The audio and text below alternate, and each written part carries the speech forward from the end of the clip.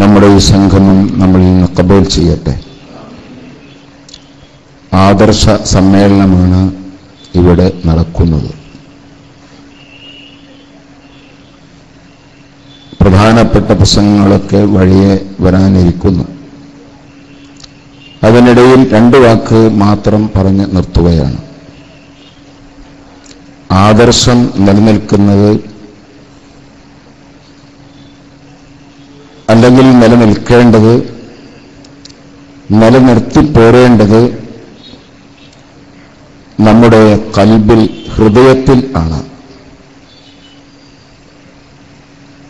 അതിന്റെ അടയാളങ്ങൾ മറ്റ് അവയവങ്ങളിൽ പ്രകടമാകേണ്ടത് പ്രകടമാവുകയും വേണം. പക്ഷേ അതിന്റെ സ്ഥലം, അതിന്റെ സ്ഥാനം ഖൽബാണ്.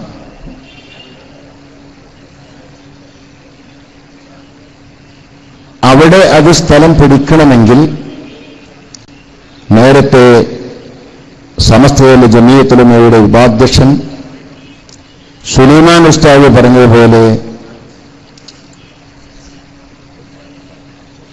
രോഗമുണ്ടായാൽ അത് ഖൽബിൽ നിലനിൽക്കില്ല. ഖൽബിന്റെ രോഗം. ദാലിക്കൽ കിതാബു ലാ റൈബ ഫീഹി ഹുദൽ ലിൽ മുത്തഖീൻ. പരിശുദ്ധ ഖുർആൻ ഹുദയാണ് എന്ന് പറഞ്ഞിട്ട് അല്ലാഹു തആല പറഞ്ഞു, അത് ആർക്ക് ഹുദയാണ്? ലിൽ മുത്തഖീൻ. ഖൽബിന്റെ എല്ലാ രോഗങ്ങളിൽ നിന്നും മുക്തി നേടാൻ പറ്റുന്ന ഹൃദയമാണ് അതുകൊണ്ട് വിവക്ഷിക്കുന്നത്. അതുകൊണ്ട് തന്നെ ആ രോഗം പിടിപെട്ട് ഹൃദയത്തിന്റെ അടിത്തട്ടിൽ ഉറച്ചുപോയാൽ അവിടത്തേക്ക് മറ്റൊന്നും എത്തുകയില്ല.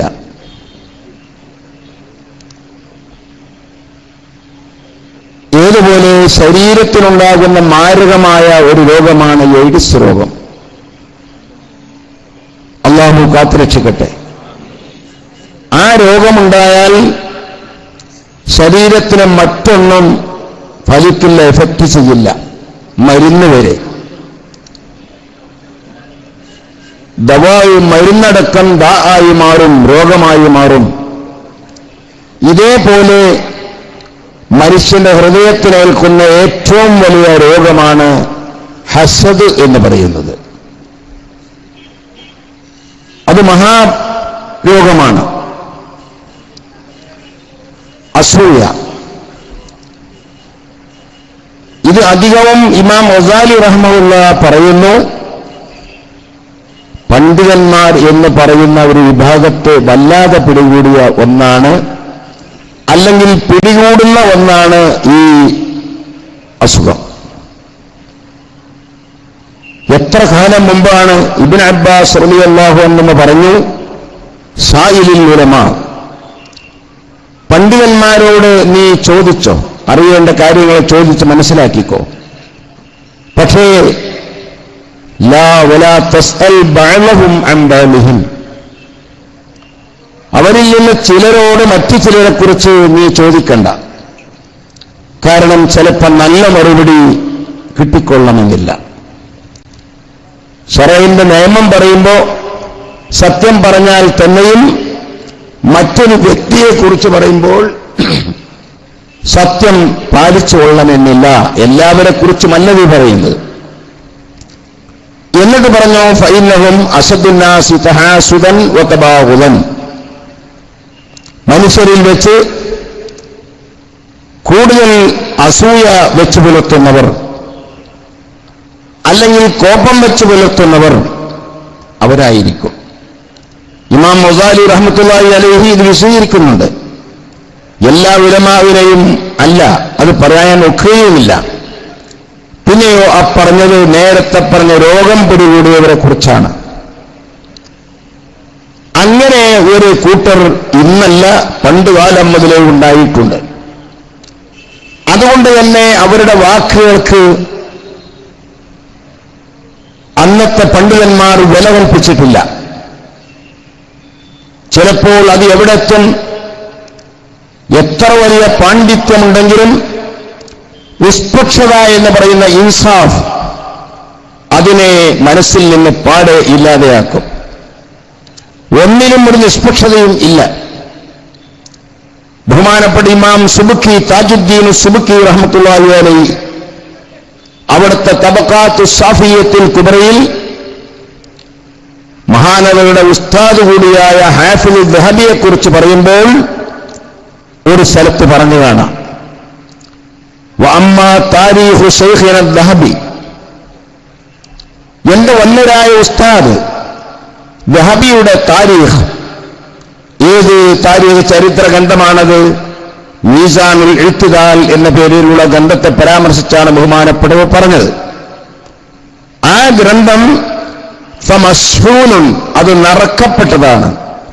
ബിത്തഅസ്സുബിൽ മുഫ്രിത്തി, അങ്ങേയറ്റത്തെ പക്ഷപാതം കൊണ്ട് കുത്തി നിറക്കപ്പെട്ട ഗ്രന്ഥമാണ് ആ ഗ്രന്ഥം. കാരണം അഹ്ലുസുന്നയോട് വലിയ പകവെച്ച് പുലർത്തിയ ആളാണ് ഹാഫിദ് ദഹബി. മഹാനവർ പറയുന്നു, ഫഇന്നഹു ഇദാ ജാഅ ദിക്റു അശ്അരിയ്യിൻ ദമ്മ വഅഫ്റത. എന്റെ ഉസ്താദ് ഇമാം അബുൽ ഹസൻ അശ്ശരി റളിയല്ലാഹു അൻഹുവിന്റെ അനുയായികളിൽപ്പെട്ട ഒരാളെക്കുറിച്ച് ആ ഗ്രന്ഥത്തിൽ പരാമർശിച്ചാൽ ദമ്മ വഅഫ്റത, വളരെ അങ്ങേയറ്റം കേടായി പറയും, ആക്ഷേപിച്ച് പറയും. വഅഫ്റത, എല്ലാ നിലക്കുള്ള ഇൻസാഫ് മര്യാദയും അദ്ദേഹം വിട്ടുകളയും. ഒരു നിഷ്പക്ഷതയും പാലിക്കാതെ വളരെ മോശമായി പറയും. അദ്ദേഹത്തിന്റെ സ്വഭാവം അതാണ്. അതേ സ്ഥാനത്ത് വഇദാ ജാഅ ദിക്റു മുജസ്സിമിൻ, അല്ലാഹു സുബ്ഹാനഹു വ തആലക്ക് കൈയുണ്ട്, കാലുണ്ട്, കണ്ണുണ്ട്, മൂക്കുണ്ട് എന്നിങ്ങനെ പറയുന്ന, അല്ലാഹു ജിസ്മാണ്, തടിയാണെന്ന് പറയുന്ന ആ മുജസ്സിനെ കുറിച്ചുള്ള പരാമർശം വന്നാൽ മദഹ വ അഫ്റത, അദ്ദേഹം വളരെയേറ്റം മദഹ് ചെയ്യും. വഅഫ്റത, ആ മദഹിന് കണക്കില്ല. ഇത്രയും പക്ഷപാതം അദ്ദേഹത്തിനുണ്ടാകാൻ കാരണം അഹ്ലുസുന്നത്തി വൽ ജമാഅത്തിനോടുള്ള കടുത്ത വിദ്വേഷമാണ്. ഫഹുവ ശൈഖുനാ വ മുഅല്ലിമുനാ, അതുകൊണ്ട് തന്നെ അദ്ദേഹം എന്നെ പഠിപ്പിച്ച ഉസ്താദാണ്, എന്റെ മുഅല്ലിമാണ്. പക്ഷേ ഗൈറ അന്നൽ ഹഖ്ഖ അഹഖു അൻ യുത്തബഅ, സത്യം ഒരു ഭാഗത്തും ഉസ്താദ് സത്യത്തിന്റെ ഓപ്പോസിറ്റിൽ നിൽക്കുമ്പോൾ ഞാൻ സത്യത്തിന്റെ കൂടെയാണ് നിൽക്കേണ്ടത് എന്ന നിലക്കാണ് എന്റെ ഉസ്താദിന്റെ എതിരിൽ ഞാൻ നിൽക്കുന്നത്.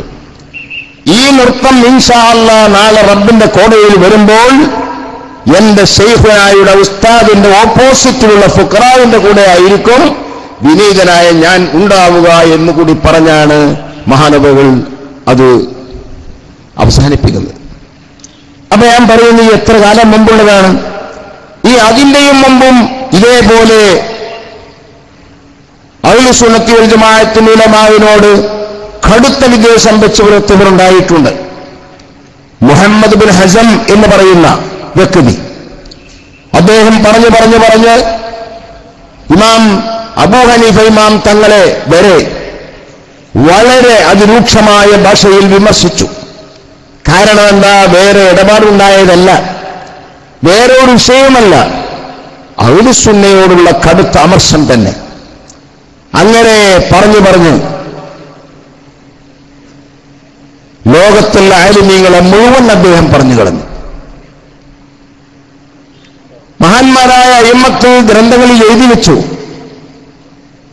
ലം യഖദ് യസ്ലം അഹദും മിൻ ലിസാനി, അദ്ദേഹത്തിന്റെ നാക്കിൽ നിന്ന് ഒരാളും രക്ഷപ്പെടാൻ അടുക്കുക പോലും ചെയ്തിട്ടില്ല. ആ നിലക്ക് സർവ്വ ആളുകളെയും സർവ്വ ആലിമീങ്ങളെയും വിമർശിച്ചു. അതുകൊണ്ട് തന്നെ ഇബ്നു ഹസമിന്റെ നാക്കും ഹജ്ജാജ് ഇബ്നു യൂസുഫിന്റെ സൈഫ് വാളും സിയ്യാനി, അത് രണ്ടും സമമാണ്. ഹജ്ജാജ് ഇബ്നു യൂസുഫ് എന്ന് പറയുന്ന ഒരു മനുഷ്യൻ നീതിയും അനീതിയും നോക്കാതെ അദ്ദേഹത്തിന്റെ വാള് ഉപയോഗപ്പെടുത്തിയെങ്കിൽ, നീതിയും അനീതിയും നോക്കാതെ ഇദ്ദേഹം നാക്കുപയോഗപ്പെടുത്തി എന്ന് അദ്ദേഹത്തെക്കുറിച്ച് പറഞ്ഞു. ഇബ്നു ഹജർ തങ്ങൾ അൽ ഈലാം ബിഖവാത്തിഇൽ ഇസ്ലാം എന്ന് പറയുന്ന ഗ്രന്ഥത്തിൽ അവിടുന്ന് പറഞ്ഞു, അദ്ദേഹത്തിന്റെ വാക്കുകൾക്ക് പണ്ഡിത ലോകം ഒരു വിലയും കൽപ്പിച്ചിട്ടില്ല. അദ്ദേഹം പറയുന്നു ഇതെല്ലാം ഇവിടെ ചരിത്രത്തിലുള്ളതാണ്. എന്നാൽ ആ ചരിത്രം ഇങ്ങനെ പിന്നോട്ട് പോന്നാൽ ബഹുമാനപ്പെട്ട ഉസ്താദിനെ സംബന്ധിച്ചിടത്തോളം ഇന്നും ഇന്നേ വരെ ഉണ്ടായ എല്ലാ ശത്രുതയും ഹസദിൽ നിന്ന് മാത്രം ഉടലെടുത്തതാണെന്നതിൽ യാതൊരു സംശയവുമില്ല. ബഹുമാനപ്പെട്ട ഉസ്താദ് 1974 ആയിരിക്കും സമസ്തയിൽ ഒരു മെമ്പറായി വരുന്നത്. എന്റെ ഓർമ്മ അങ്ങനെയാണ്. ഞാൻ വളരെ ചെറുപ്പത്തിൽ ഇവിടെ ഓതിയ ആളാണ്. നിങ്ങൾ അടുത്ത ഈ പ്രദേശമായ എസ്റ്റേറ്റ് മുക്കിൽ ഞാൻ ഓതിയിട്ടുണ്ട്. അന്ന് ബഹുമാനപ്പെട്ട ഉസ്താദ് കാന്തപുരത്തും വലിയ ദർശനം നടത്തുന്ന മുദരിസാണ്. അന്നവിടെ ഓതുന്ന ആളാണ് ബഹുമാനപ്പെട്ട ചെറിയ എ പി ഉസ്താദ്.